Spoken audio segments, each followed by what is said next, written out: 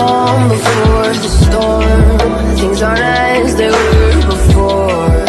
You best start bracing. Did you think you could keep?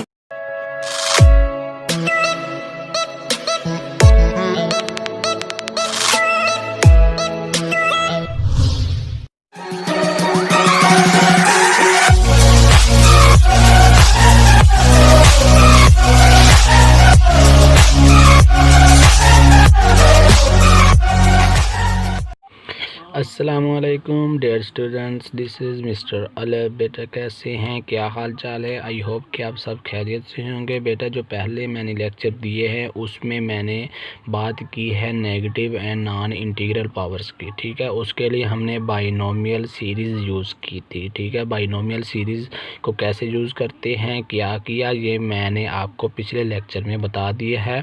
और जो new आए हैं अगर वो सीखना चाहते हैं तो वो मैं डिस्क्रिप्शन बॉक्स में उनका लिंक दे दूंगा, आपको समझ आ जाएगी। तो बेटा मैंने आपको पहले भी बताया था ये सारे लेक्चर मेरे कनेक्टेड हैं एक दूसरे से। अगर आप एक लेक्चर लेंगे दूसरा नहीं लेंगे तो आपको समझ नहीं आएगी, तो इसीलिए सारे लेक्चर ले लें। प्ले लिस्ट में मैंने सारे लेक्चर ऐड किए हुए हैं, ठीक है।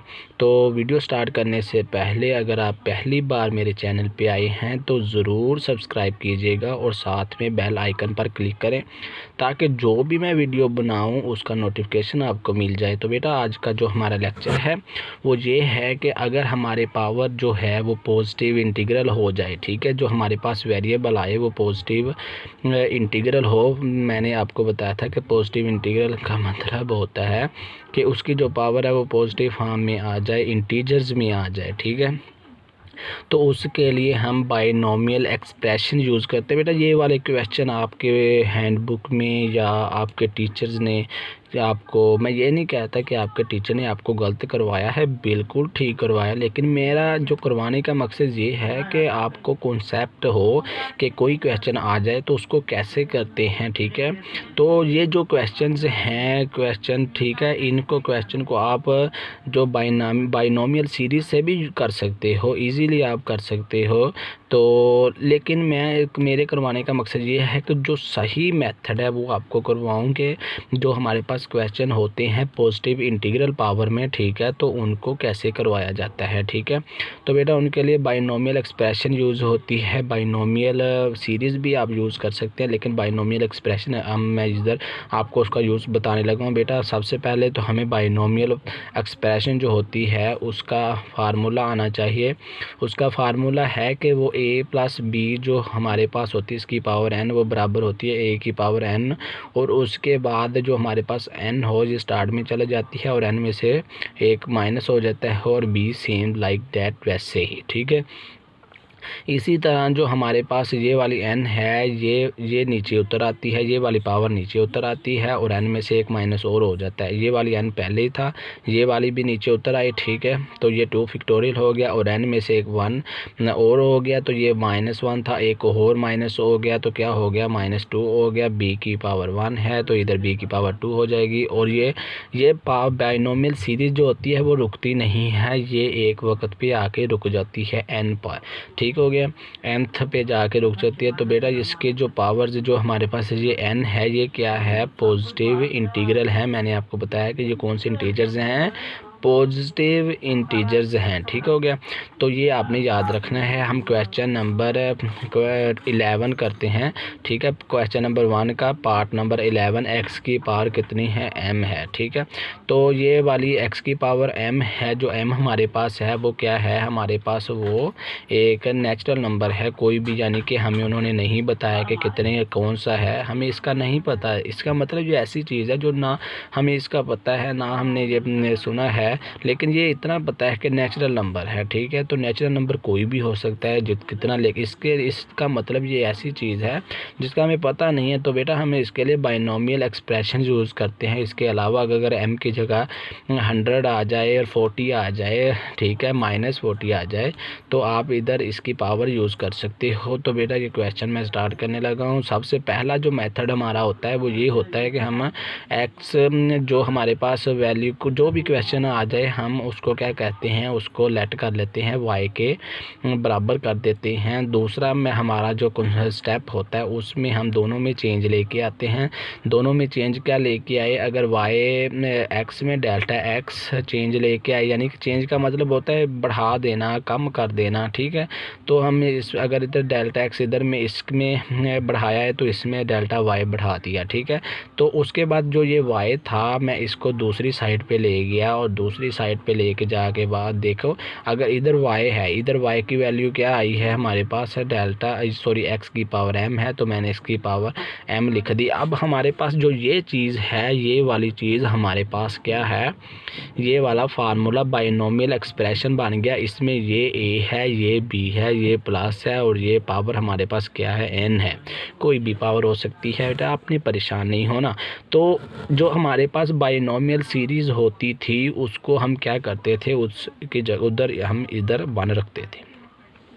इसको आप बाइनोमियल सीरीज़ के तरीके से भी कर सकती हो कि x की पावर m, ये x बाहर चला गया तो साथ में इसकी पावर भी जाएगी, इधर 1 रह गया, इधर डेल्टा x ओवर m हो जाएगा और x की पावर m हो जाएगी माइनस डेल्टा x की पावर m। ये x की पावर m दोनों में से कॉमन आ गया, 1 प्लस डेल्टा x ओवर ये m हो जाएगा। तो ये सारा इसकी पावर m हो जाएगी -1 हो जाएगी। इसके बाद आपको इस पे बाइनोमियल पावर यूज़ करेंगे, फार्मूला यूज़ करेंगे तो आगे आपको हो जाएगा। लेकिन बेटा मैं जो मेरा कॉन्सेप्ट ये है कि मैं आपको उस तरीके से करवाऊं कि जो आपको जिस तरीके से आपको पता होना चाहिए कि बाइनोमियल एक्सप्रेशन से। इसी तरह तो ये a है, ये b मैंने आपको फार्मूला ऊपर बता दिया है, ठीक हो गया। सबसे पहले a की पावर n, ठीक है, इसकी पावर m, यानी कि a है, a इसकी पावर n है तो x की पावर m, इधर x की पावर m।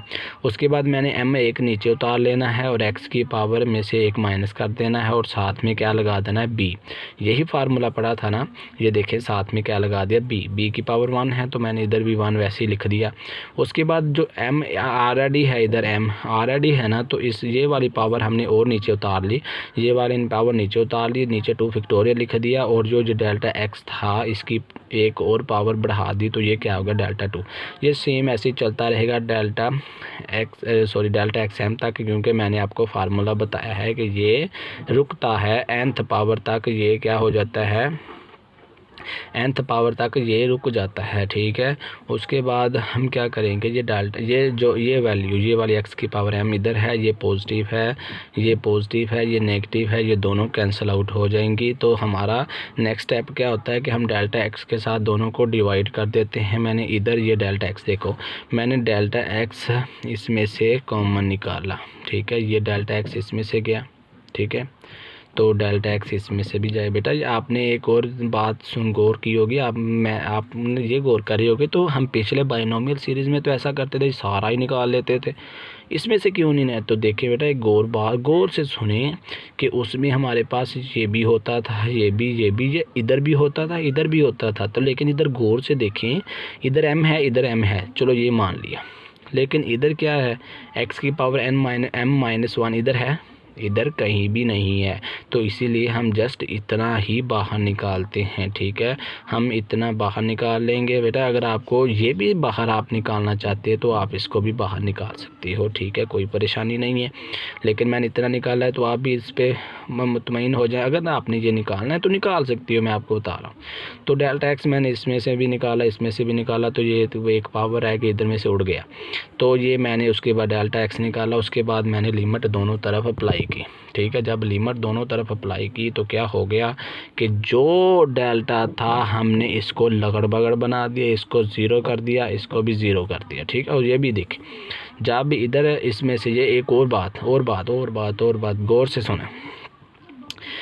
तो m मैंने वो देखा नहीं था, सॉरी मैंने ये देखा नहीं था। तो ये देखिए m आप नहीं निकालोगे, क्यों नहीं निकालोगे, क्योंकि m इसमें है, इसमें, लेकिन इसमें नहीं है, वो मैंने गौर नहीं किया था।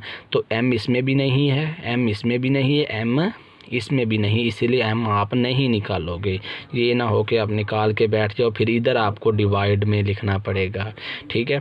तो ये देखो अगर आपने डेल्टा x इधर से निकाल ले, इधर से इजी निकल गया, इधर से भी निकाल, इधर तो m है, तो इधर से कैसे निकाल, इधर क्या लिख रहे हैं बेटा, अगर पावर m है, हमें नहीं पता m क्या है, तो हमने इसमें से एक निकाल लिया, तो हम इसको लिख देंगे m-1, यानी कि m जितनी भी हमारे पास वैल्यू है हमें नहीं पता, हमने उसमें से एक निकाल लिया है। इसी तरह अगर हम इसमें डालेंगे तो इधर प्लस लिख देंगे, ठीक है।